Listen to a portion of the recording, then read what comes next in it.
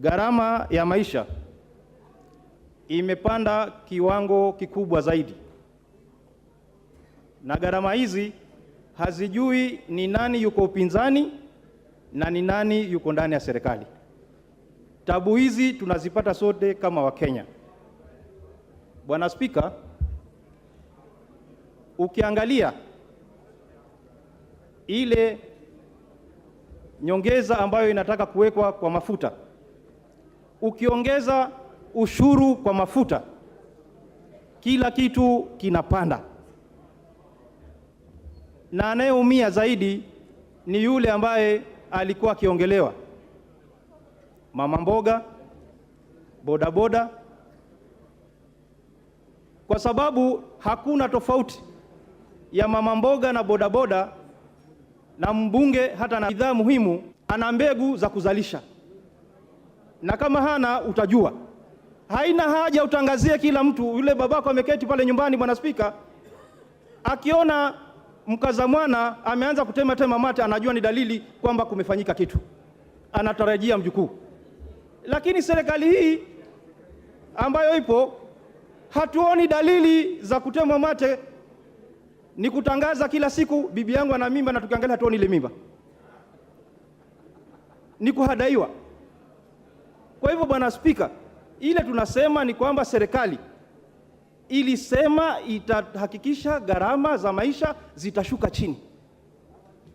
Hapo sisi ndo tunasema, na mwananchi amesema hatuwezi kuongeza ushuru ili kufanya gharama ya maisha iende chini. Serikali inatakikana kuangalia yule mwananchi alikuwa anasema anamtetea, ili aweze kupata nafuu. Bwana Spika, sisi ambao tuko mashinani, hata wale wabunge ambao kwa serikali, imekuwa ni vigumu hata kwenda mashinani kuonana na watu, kwa sababu sisi wenyewe hela hatuna mifukoni. Tutawasaidia vipi wale watu wetu?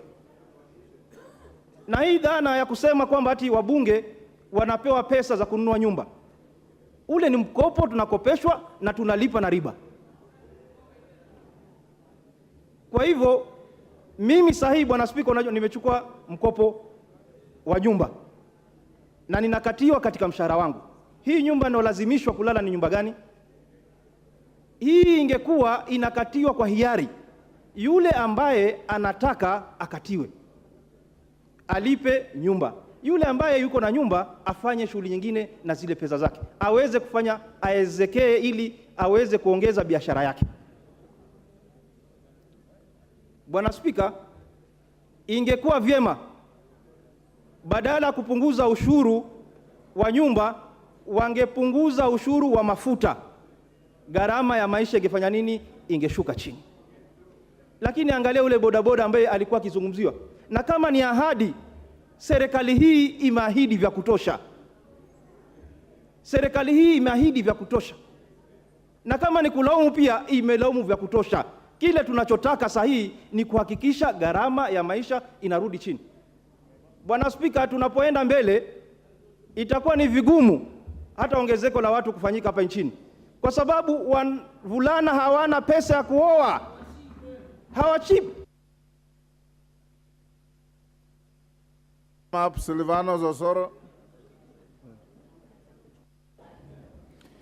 Thank you, Honorable Speaker. Honorable Speaker, from the onset, I want to support the report by the Finance Committee in regard to this finance bill. Honorable Speaker, I want to restrict myself to the housing thing. Honorable Speaker, I once asked my grandfather where he was when his peers were being allocated huge tracts of land, across the Gusii region. And he told me that at that point, it didn't matter to him, to own huge tracts of land, because he couldn't imagine that at some point population will grow. He couldn't imagine that at some point land will be inadequate. That is the challenge we are also facing as far as the housing matter is concerned. It is for that reason, Honorable Speaker, that today, even as a member of parliament, my house sits in a 50 by 100 piece of land. And that is my area in Gusii area. Because of the carelessness and the don't care attitude my forefathers had as far as land allocation is concerned. Honorable Speaker, it is prerogative of every government to think and create structures that define the future of a country. I get surprised, Honorable Speaker, that we are seated here just talking about matters of today, talking about matters of now, not imagining what will befall this country as populations grow day in, day out in another 20, 30 years. When members of parliament rise on their seats, telling people that housing matter is not necessary, it is not a necessity, when we all know that it is important to have food, yes. It is important to have clothing, yes. But it's also important to have shelter. And that is what this government is talking about. And when you talk about importance of having food, this very finance bill has catered for that. And that is why we are talking about zero rating, taxation on the farm inputs. In another few days or so, food production will be low in terms, the cost of food, cost of producing food will be low, food will be adequate, people will have a lot of energy, but they will not have shelter. And that is what we are saying today, Honorable Speaker, that it is important for us to pass this finance bill as far as if there is nothing else that we need to be thinking about, then let's think about this housing thing. I imagine back in my area, and I keep saying this, that Gusii, Honorable Speaker, is turning to be a village slum. There is no land, but there are some pieces of land owned by government, and that is what we want to make use of. We are telling the members of the public that even as we think about today, in another 30 years or 20 or so, we'll need now to imagine the urbanization, because Kenya is largely urban in terms of, in nature. Everyone is moving urban.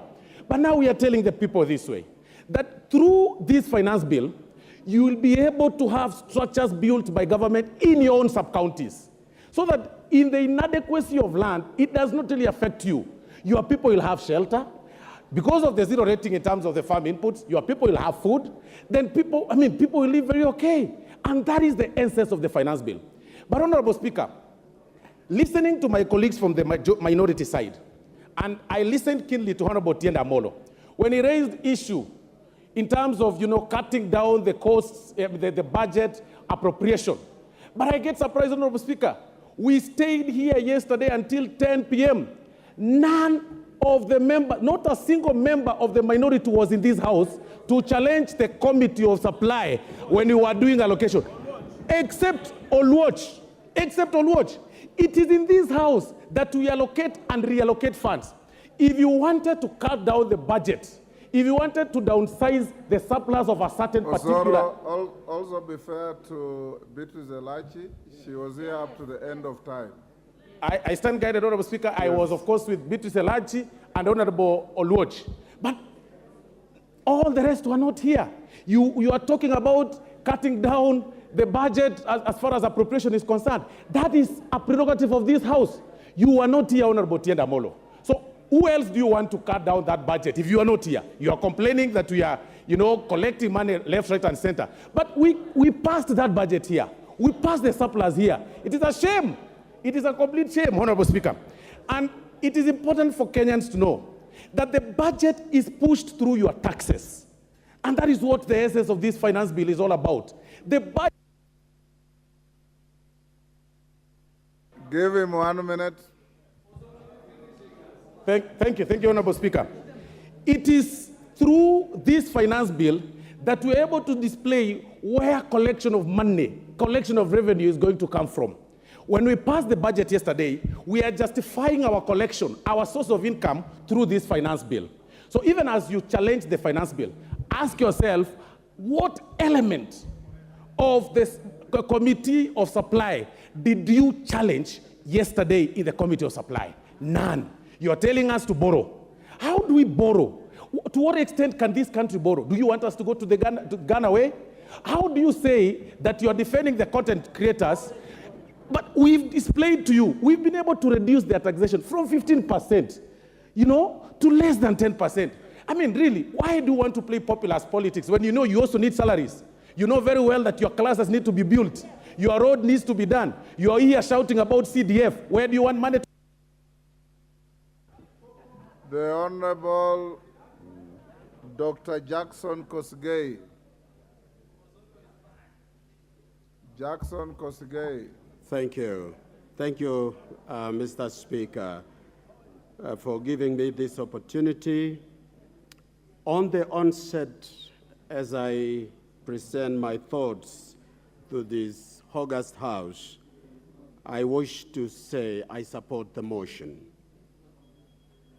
At independence, Mr. Speaker, our founding fathers had a conversation. Where do we take our newly independent countries moving forward? And the discussion they had was that we develop a philosophy not founded on the Western capitalism purely, or the Eastern socialism, but they looked at what they called an African democratic socialism.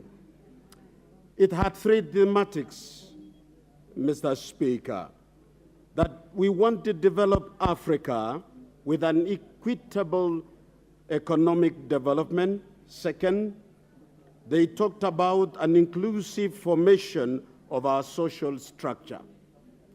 And they developed three strategic philosophies that informed our sessional paper, 1965. They talked about that in this, we need to build an economy, as they were addressing a financial appeal like today, an economy that will promote a self-reliance, promote national unity, and also national development by pooling our resources. I am a son of a veteran war soldier in 1945. He told me when I caught polio that, son, now that you have lost your legs, you have a challenge. But let me tell you, you have no option but to improve upward. Never become a victim of paralysis by analysis. If we think Africa is poor and we continue to say we are poor, we will be paralyzed.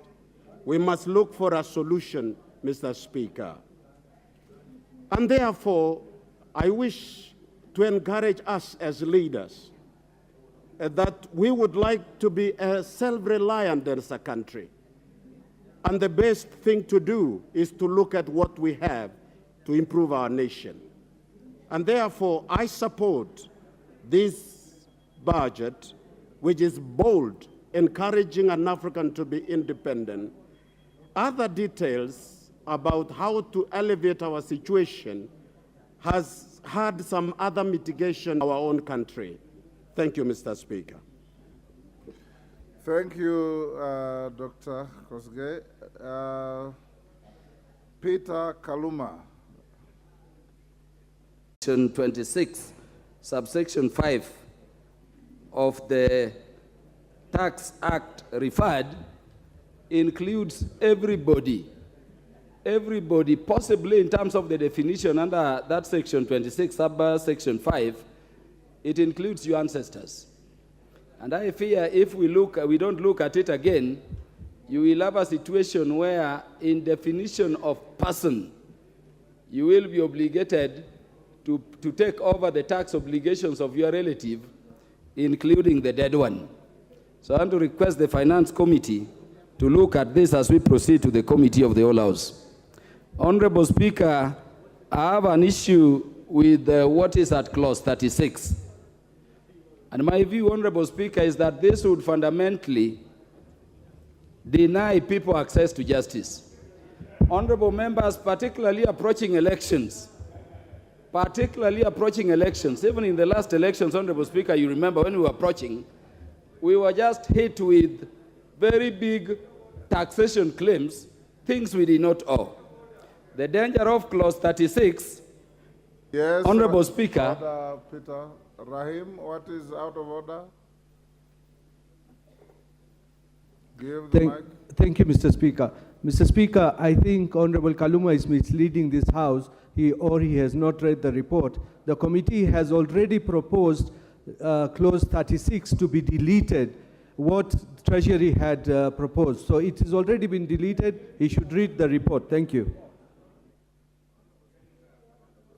Honorable Kaluma. I've read the report, and they propose deletion.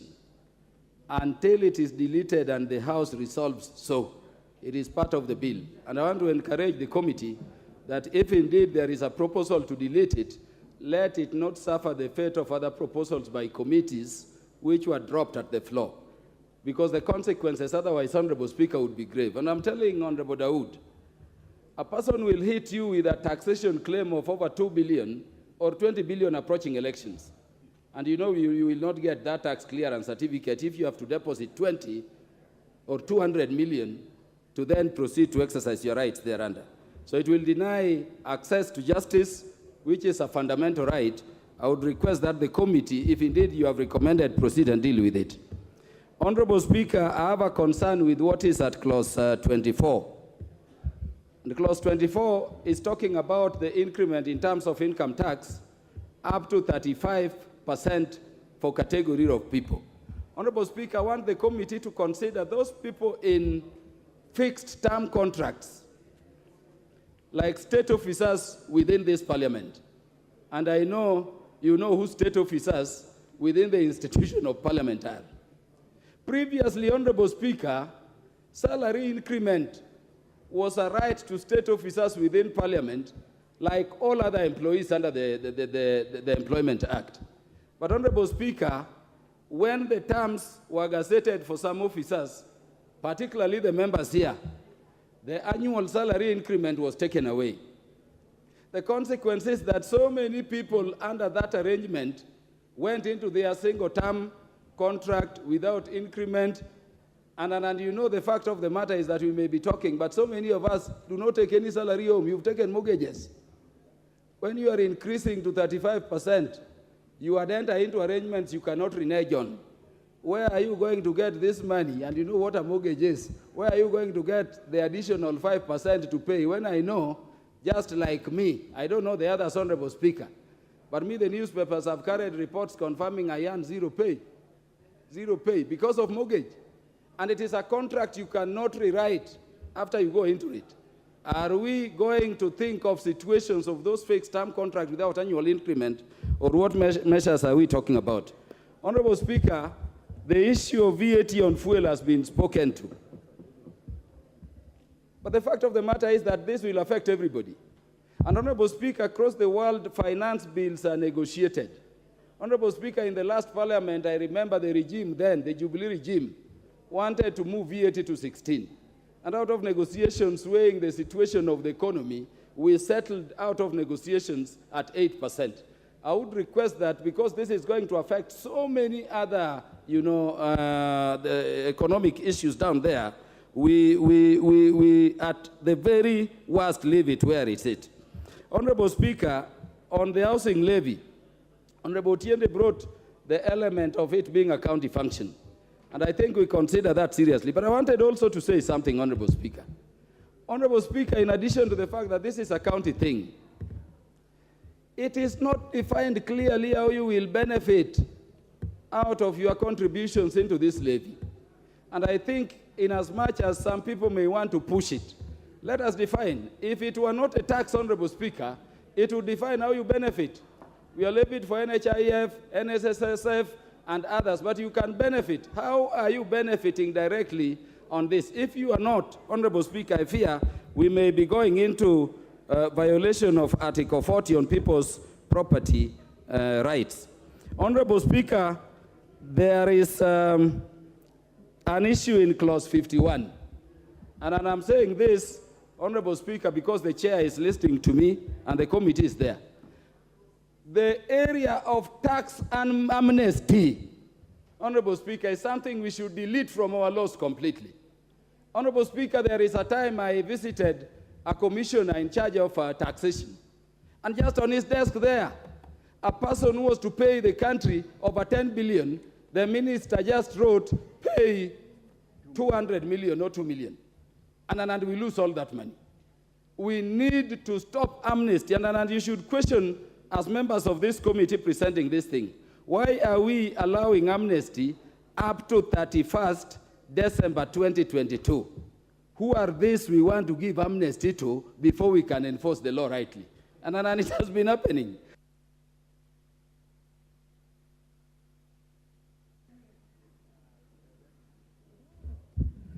Thank you, Honorable Speaker. Finish your point. Yes, Honorable Speaker, I would request that you look at that. If we are not having some fat cows to be, and I believe on taxation, nobody should be saved. Remove the idea of amnesty, let us go for people. And then lastly, Honorable Speaker, you know, each year, we lose over 700 billion to corruption in this country. Look at the budget for EACC and the agencies fighting corruption, which we passed yesterday. We cannot be debating in retrospect, but I'm thinking if we were able to save that money we are losing to corruption, your budget would be, in terms of what we need, some 2.1 trillion, and we would be having a lot of money to deal with. Honorable Speaker, the problem is that we have encouraged corruption. And then people we should be taking money from are being given amnesty. I request, Honorable Speaker, that we look at all those issues among the other issues raised by the members. And so long as those issues have not been looked into, Honorable Speaker, I stand to oppose. Wakili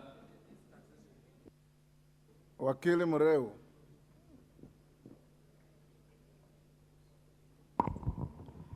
Thank you, Mr. Speaker, sir, for this opportunity to contribute to the finance bill. And Mr. Speaker, sir, first and foremost, I'd like to support this bill for the following reasons. Mr. Speaker, sir, this is an economic growth resuscitation bill. And why is it that? Because the interventions proposed by this bill, Mr. Speaker, is addressing the core of our economy. Mr. Speaker, sir, the finance bill is addressing on the debt level and how we can get out of that debt level. Currently, our debt level is at close to about 10 trillion. We spend over 60% of our collections to pay those debts. The second issue this bill is trying to address is unemployment. We have 6 million members of our youth who are qualified to be in employment, but sadly, they are there getting wasted. The other issue this bill is addressing is the cost of living. Mr. Speaker, sir, as you are aware, the cost of unga is high, the cost of sugar is high, the cost of education is high, and yet, Mr. Speaker, sir, our people, even in all those circumstances, they want good roads, they want water, they want bursary for their children, they want to chase away darkness by having electricity. How else, Mr. Speaker, sir, are we supposed to address all those challenges by avoiding to pay taxes? Mr. Speaker, sir, my position is very simple. If you look at the provision on manufacturing, the finance bill has addressed clearly on the issue about our industries. And it's a sad story, Mr. Speaker, sir, because currently our manufacturing is only contributing 7.2% of our GDP. It is coming down from 9.2 a few years back. I know the manufacturers have an ambitious plan to raise that to about 30% by 2030, but that cannot be achieved if we do not protect our local manufacturers. And the way to support our local manufacturers is, number one, zero rate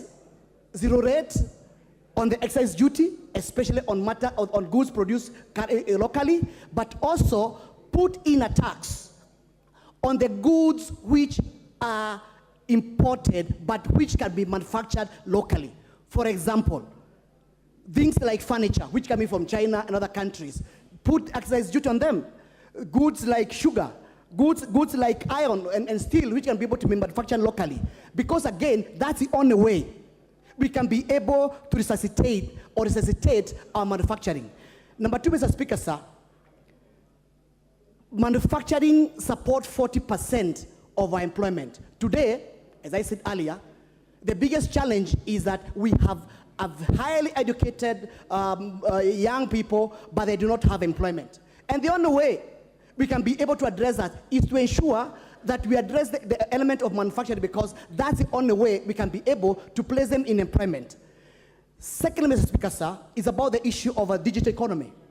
As you are aware, Kenya is one of the leading countries in terms of innovation economy. And being that the countries all around this, the Kenya, they look up to Kenya to just to copy what you're doing. Look at the way we have embraced the telephonic technology, the payment system, the lending system. The countries around in Africa, they are looking to Kenya as a shining star. But the question is, have Kenyans benefited from that bubbling economy? And that's why the proposal to put in a tax is for purposes of that industry to contribute to the nation, to contribute to the economy of this country, as we also along the way create employment. Thank you, Mr. Speaker, for that opportunity. And I support this bill. Fatuma Jeho.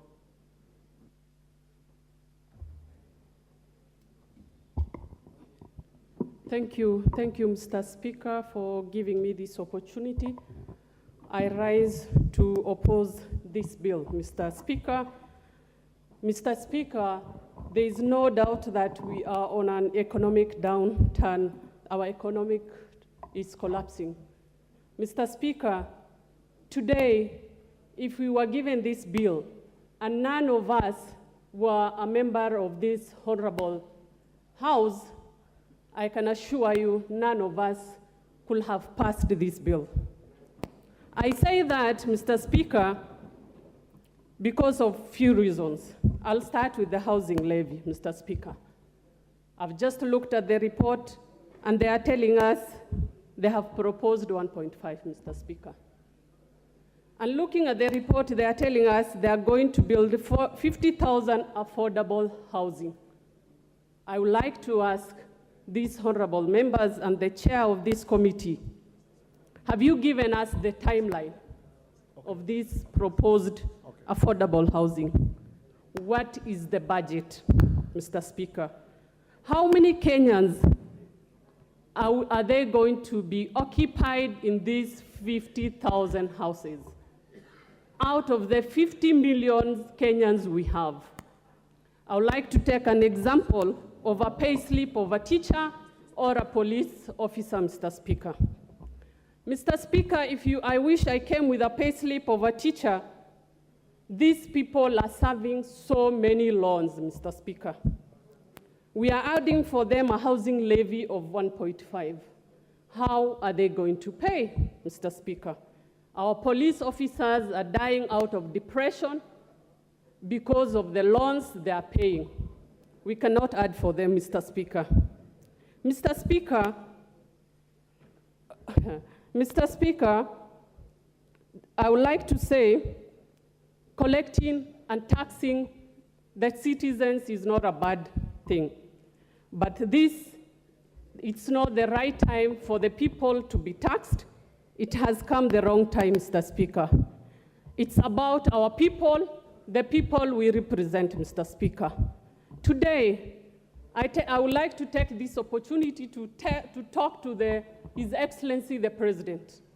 The people who are seated on the other side, Mr. President, are not passing this bill because they want it. They are doing this for you, Mr. President. Mr. Speaker, I want you to protect me, Mr. Speaker. Mr. Speaker, history will judge us for passing this bill, Mr. Speaker. Let me go to manufacture. There is no point of order here, Mr. Speaker.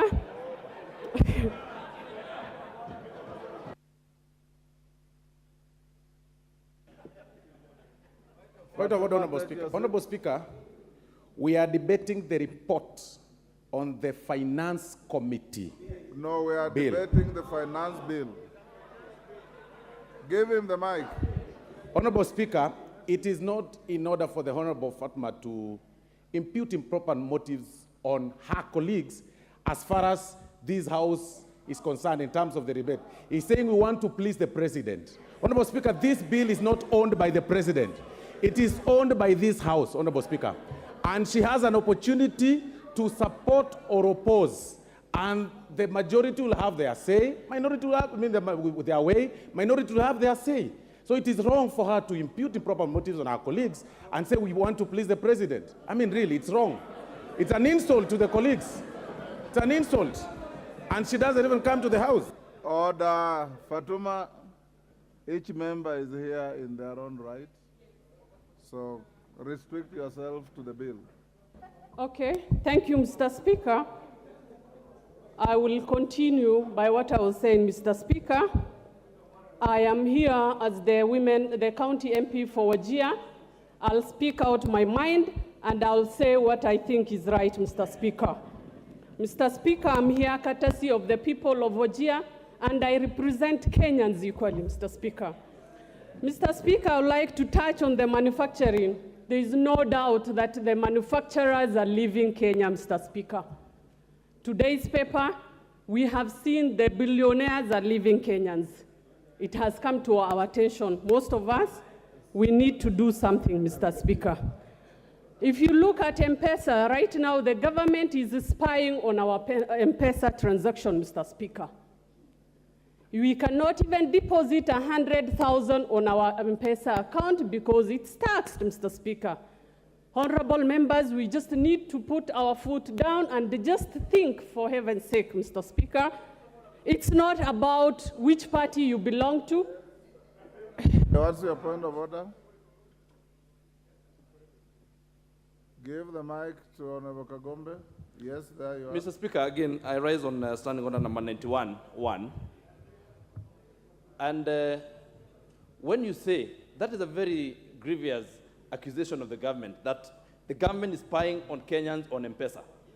That is something that needs to be substantiated because this House has a responsibility to debate such a breach of privacy of Kenyans, and therefore the honorable member cannot just stand here and talk about it and move on. So we need to substantiate what you're saying. Number two, we are discussing the finance bill, Mr. Speaker.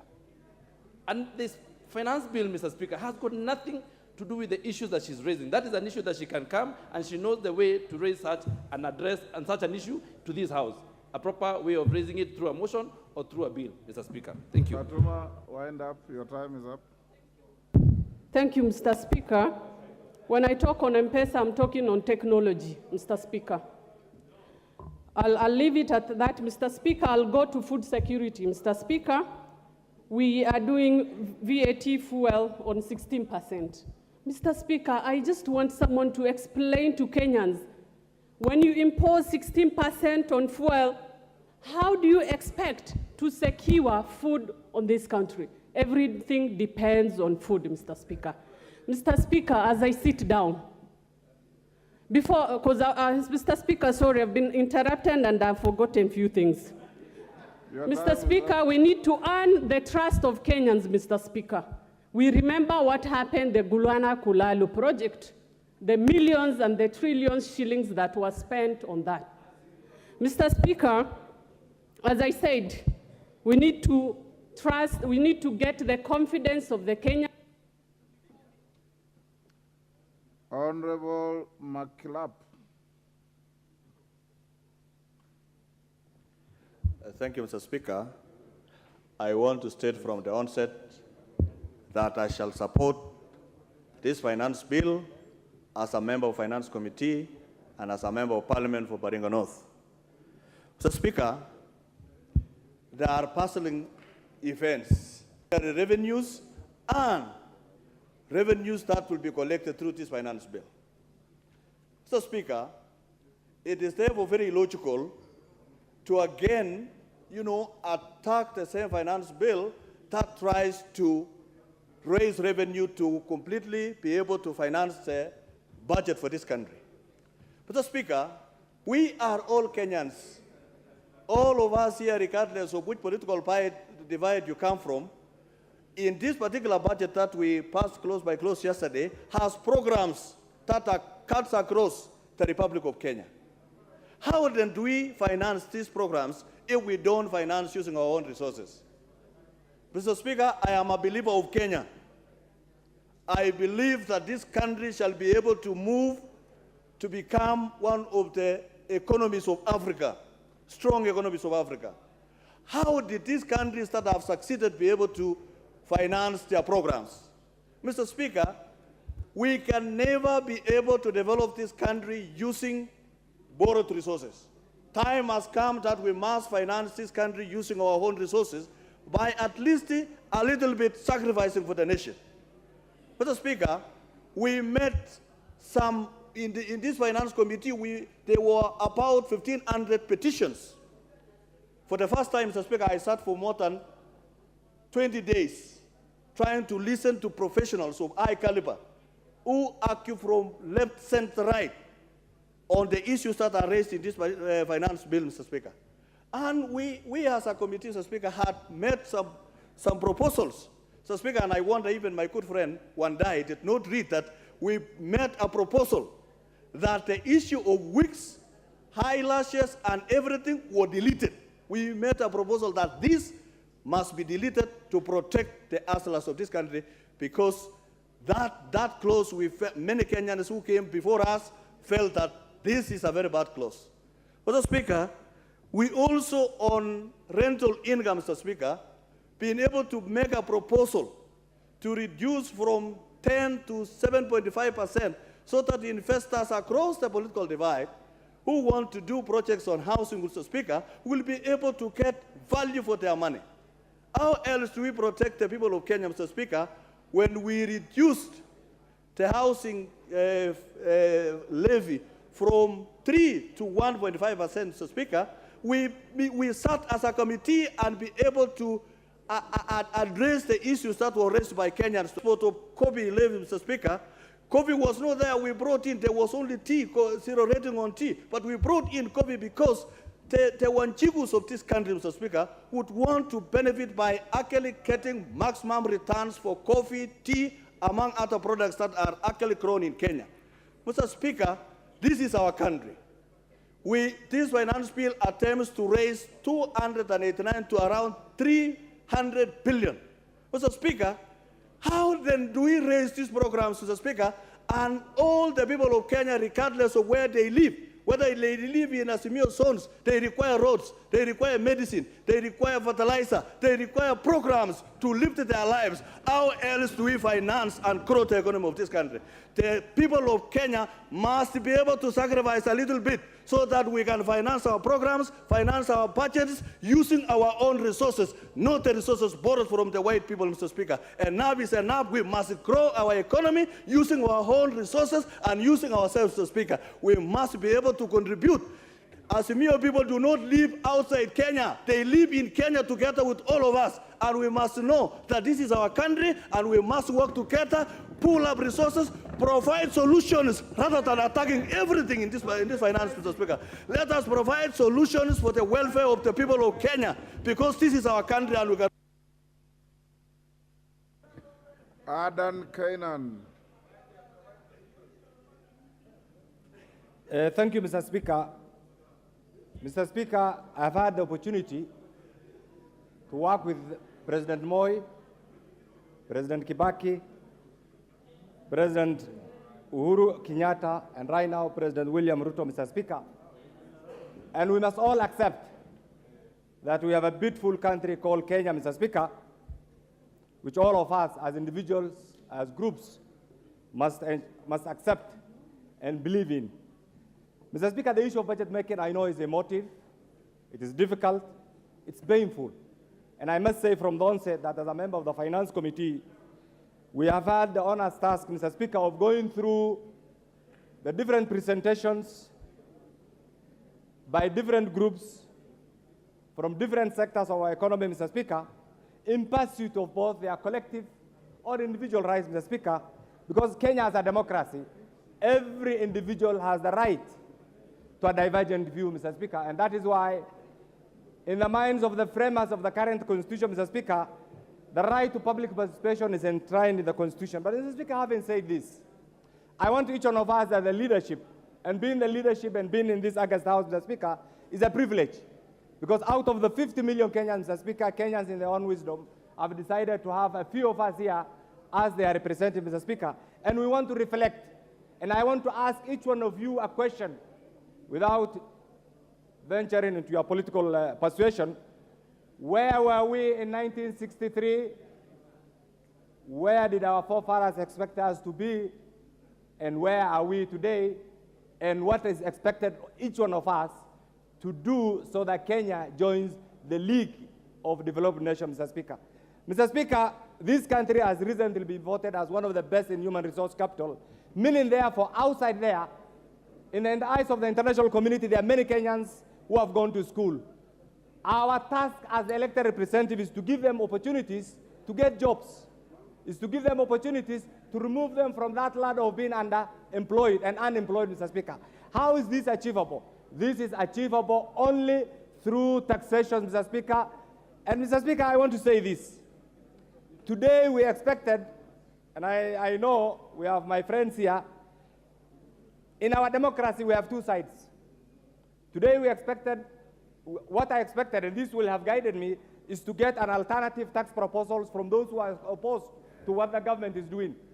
It is not there. We expected to see an alternative budget proposal. We are not seeing it, Mr. Speaker. What is there, Mr. Speaker, is a government elected by the people of Kenya implementing their manifesto, Mr. Speaker, and therefore denying them the right to pursue their manifesto, Mr. Speaker, is an infringement of both their rights as individuals, as government, Mr. Speaker, and even to the people of Kenya, Mr. Speaker. And I want to say this as a member of the Finance Committee, having gone through this, and having said taxation is a painful thing, Mr. Speaker, I stand to support the finance bill as it is, Mr. Speaker. Mr. Speaker, you have been around as a person of immense institutional memory, Mr. Speaker.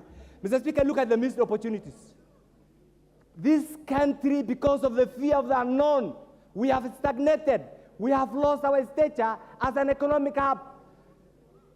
It's simply because we sit somewhere there. Look at what is happening to the GDP of Ethiopia. Look at what is happening to the GDP of Tanzania. Look at what is happening to the GDP of Uganda. Where do you want to place Kenya, Mr. Speaker? It's because we have persuaded ourselves that it's not us to do the right thing. Somebody else must come. It's our time to say this country requires development, Mr. Speaker. It's our time to say, as members of the 13th Parliament, what the government is proposing, bring the alternative. And let me tell you this for free. What you have been asked to do is to deny the government taxes, misinform the Kenyan public so that your regime becomes unpopular and collapses. Don't accept that truth. This government must function. This government has been elected democratically by the people of Kenya. And therefore, 1 month ago, Mr. Speaker, the salary is delayed. You saw that. What I want to say is this, Kenya, and please. Lotte. Okay, give him a minute. Is not cowardice. It's part of our democracy. Let's debate. This is a debating chamber. Let's not shout at each other. And I always say this as a practitioner. Let's debate. The majority will have their way, while the minority... Mr. Speaker, there is a lot of information that has gone to the public that this bill is supposed to be punitive to Kenyans. But having looked through it, Mr. Speaker, I realized that this bill is trying to address the inefficiency that has been there in our tax regime, Mr. Speaker. We've actually been collecting very little amount of revenue vis-a-vis the capacity that we have. And this bill is not as punitive as we are told. I've looked through this bill, Mr. Speaker, and I've realized that only 3 main taxes have been introduced, and the rest have actually been made efficient. The first one, Mr. Speaker, is the digital monetization of the digital content. And this is in regards to the principle of taxation, Mr. Speaker, where taxation is supposed to be as evolving as possible in regards to respond to the evolving nature of our society. When our tax regime was done, Mr. Speaker, there was very little in terms of digital content. And because Kenyans are embracing the digital content very quickly, our tax regime is also supposed to embrace. And so, introducing the 15% on the digital content, Mr. Speaker, is in regards to the evolvement of this. This is very nice, Mr. Speaker, because we've actually seen our revenue falling because a lot of advertisements, a lot of our contents are actually becoming digital. And so the mother of our taxation is also reducing because we cannot now net in the traditional taxes. So, Mr. Speaker, I think it is important that we actually also go along with the digital migration. The other tax that I've seen as new is the club entrance fee, Mr. Speaker. Initially, this club entrance fee was free, and it's only for the privileged, Mr. Speaker. The club members that are sitting here are paying hundreds of thousands to millions to clubs, and yet they are supposed to be exempted. There is no common man, there is no common person that actually benefits from this. I actually love the fact that we need supposed to introduce a tax to this club so that we net in these people that are actually in clubs, clubbing and using a lot of money and want to be exempted. The other one, Mr. Speaker, is the introduction of the 5% withholding tax on advertisement. Mr. Speaker, there are a lot of diseases that are coming to this country because advertising has become so cheap that people are misleading Kenyans. We've actually seen people being conned. We've seen people buying products that are not necessary because there is no tax on advertising. Mr. Speaker, introducing a 5% withholding tax on this will actually safeguard Kenyans from the conmen that are actually advertising if they are allowed to advertise for free.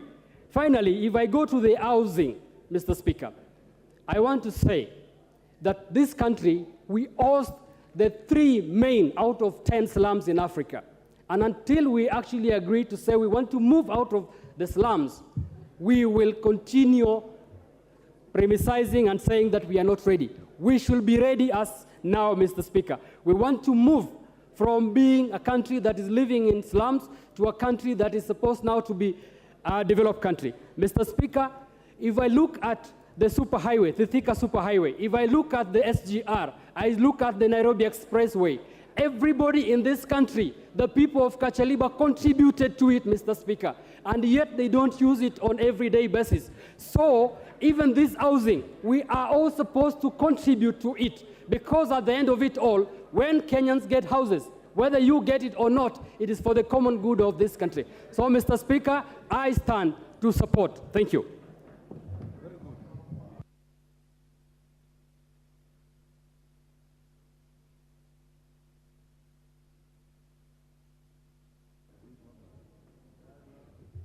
Thank you, Mr. Speaker, sir, for giving me a chance to speak to this bill. And I first of all start by congratulating the Committee on Finance for the tedious and good work that they did, and even all the way to calling out the public participation. Mr. Speaker, sir, yesterday we concluded on the Committee on Supply on the budget. And we were able to adopt and to pass this, Mr. Speaker. And therefore today, we are discussing the finance bill, which is supposed to look for money to finance to run this budget, Mr. Speaker. And therefore, I failed to understand how yesterday we can be able to pass the bill on the Committee of Supply, and today we start going against on how to finance it. Mr. Speaker, sir, our budget of 3.67 trillion must be financed by the people of this Republic of Kenya. Mr. Speaker, sir, let us not go out and not be realistic and even play politics, populist politics, to tell our people that we are against the finance bill just because there is the taxation. Mr. Speaker, sir, there is no other way that we can be able to finance our budget other than through the taxation. Mr. Speaker, all of us, we understand that the cost of living is not good to all of us. We also understand that there is the debt that was left by the last regime, Mr. Speaker. We also understand there is unemployment and so many other. And therefore, as a government, we must look into how we are going to focus on areas to stimulate the economic growth and reduce the cost of living, among other development measures that are awaited by our people. Mr. Speaker, sir, I'm surprised to see the Azimio coalition standing up and going against this finance bill. Yet all the time we see the government officers visiting their areas. Everyone stand up with a mic to request for a load. Another one request for the installation of electricity in their rural areas, the constituencies. They also speak a lot about the health. They speak a lot and to so many other areas. My question today, how do we finance for all the requests that you put? And that time you are taking the mic to ask that. It is so that your people can hear that you are really asking from the government so that they may get the development. That time you are happy when you hear the crabs that you have made your day. You have made your political marriage. But when we come here to look for money to finance this development, you are here standing up and talking 1, 2, 3, 4, 5. My dear, let us be optimistic that for this government to deliver, we must go for the taxation. We are against for more loans because, Mr. Speaker, sir, for whatever we have not been able to pay. You have heard from the budget committee, they are saying 60% of our finances that we have is going to finance the loans.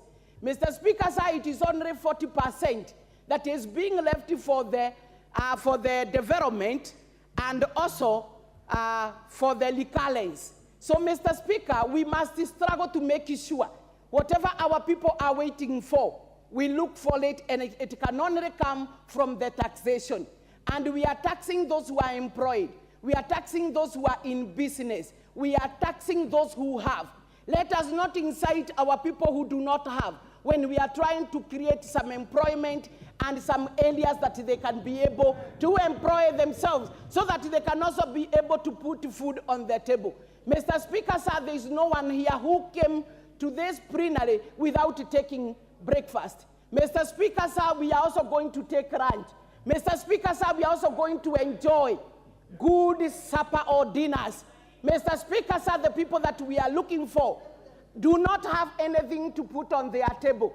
They are not even able to give clothing and other needed measures that are required to their children. So, Mr. Speaker, sir, we must realize this.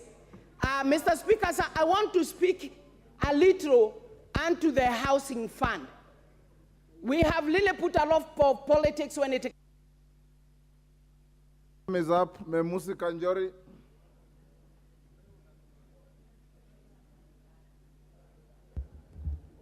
Thank you, Mr. Speaker, for giving me this opportunity to also contribute to this finance bill. And Mr. Speaker, let me start by saying I oppose the finance bill, and I really pity with my colleagues from Kenya Kwanza because they're really trying to justify something that they also know will not fly in their villages. Mr. Speaker, this is a draconian and backward way of collecting revenue from our people. Honorable Speaker, as representatives of the people, I want to hear one member of parliament whose people come to him to ask for a house. I don't know, Mr. Speaker, where the executive has been informed that the priority of Kenyans is houses, Mr. Speaker. Order. Mr. Speaker, please protect me. Mr. Speaker, Order, honorable members. I'll protect you, also avoid unhelpful provocations. Thank you, Mr. Speaker. The proposal, Mr. Speaker, to collect 2,500 shillings and targeting 3 million Kenyans. Mr. Speaker, that is collecting 7.5 billion shillings a month. Honorable Speaker, 7.5 billion shillings a month. If this money was proposed to be put in education, which is an area that most of our people are in need of, if this 7.5 billion shillings was put in education, I would gladly contribute 2,500 shillings. And Mr. Speaker, the impact that money would have, 7.5 billion, if that money was given to 290 constituencies, which these members of parliament represent, each constituency will get over 25 million shillings a month. That is something that if was proposed, we would gladly support. Because, Mr. Speaker, our people need certain basic things, food being one of them. Honorable Speaker, the money that Kenyans contribute to NHIF, for example, the money that Kenyans contribute to NSSF, NHIF right now is broke. It cannot pay its expenses. NSSF, people are retiring and cannot be given their pension. You want to come and tell people who are already seeing misappropriation of money to continue contributing. Mr. Speaker, this is wrong. I see a lot of insensitivity in this government. I see a lot of cluelessness. And Mr. Speaker, let me say this. The unfortunate thing, when the UDA administration was campaigning, they appealed to the people who are desperate in this country. They appealed to the so-called hustlers. But, Mr. Speaker, the first opportunity that this government had to show that they really meant what they said, this is the first budget that they are bringing. This first opportunity that they have, they've squandered it. They've squandered it, Mr. Speaker, because the first thing that I would have wanted to see is how the loopholes of corruption will be sealed, how wastage will be sealed by this government. Mr. Speaker, if we cannot continue affording a budget of over 3 trillion shillings, what is wrong with us saying that this country can only finance 2.1 trillion shillings and not tax Kenyans to death? Mr. Speaker, I oppose. Thank you. Mishimbogo. Thank you, Honorable Speaker. Honorable Speaker, from the onset, I want to strongly oppose this finance bill. Honorable Speaker, a formula of taxation which is going to burden the Kenyans and increase the cost of living, Honorable Speaker. Honorable Speaker, increasing the fuel levy to 16%, it means the cost of production is going to be high, the cost of transportation is going to be high. It will also affect agriculture because agriculture depends on machinery and the machinery also depends on diesel and petrol power. Order. Honorable Speaker. Order, Mishimbogo, you will have 4.5 minutes. You will be the first in the afternoon. Members, you may rise. It's now 1 o'clock. We'll take a lunch break and resume at 2:30.